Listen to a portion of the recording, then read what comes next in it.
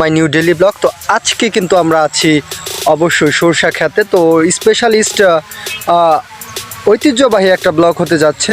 তো দেখতে পাচ্ছেন আমার পিছনটাতে কিন্তু পুরাটাই সরষা ক্ষেত। তো সেই অনুসারেই কিন্তু আজকে ব্লগটা করা। তো দেখতেই পাচ্ছিলেন ঐতিহ্যবাহী যে সরষা ক্ষেতগুলো, তো সেখানটাতে আছে। তো অবশ্যই আমি কিন্তু এখন বসে আছি। তো আপনাদের পছন্দের মানুষরা, তো myself Tushar Ahmed, my new daily blog. তো বসে কিন্তু অনেক সুন্দর দেখা যাচ্ছে।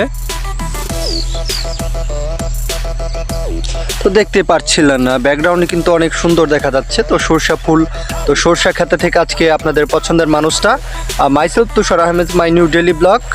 তো অবশ্যই লাইক করবেন, কমেন্ট করবেন, আর বেশি বেশি করে ইউটিউবে যারা দেখছেন অবশ্যই সাবস্ক্রাইব করে দেবেন। তো সাবস্ক্রাইবের কোনো বিকল্প নাই। তো আজকে কিন্তু এই লুকে আমাকে অনেক সুন্দর দেখা যাচ্ছে, অনেক ফর্সাও দেখা যাচ্ছে। তো আপনার পছন্দের মানুষটা myself Tushar Ahmed, my new daily blog.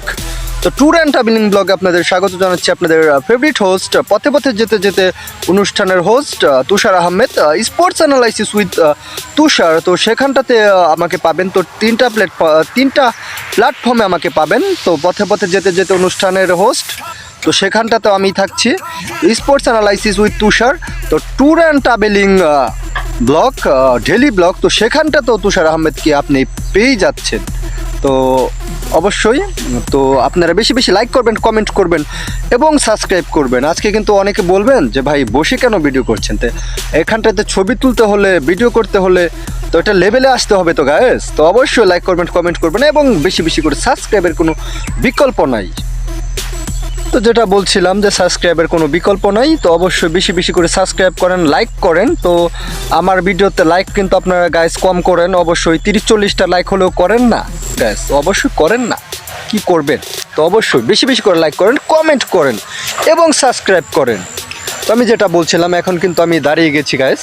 তো দেখতেই পাচ্ছিলেন, তো অনেক সুন্দর একটা ভিউ ছিল, তো অনেক হেক্টর জুড়ে। তো এটা কিন্তু ঐতিহ্যবাহী যে সরষা ক্ষেত। তো আজকে সরষা ক্ষেতের একটা 3 মিনিট 7-8 সেকেন্ডের হতে পারে একটা ব্লগ হতে যাচ্ছে। তো 3 মিনিট প্লাস একটা ব্লগ হতে যাচ্ছে।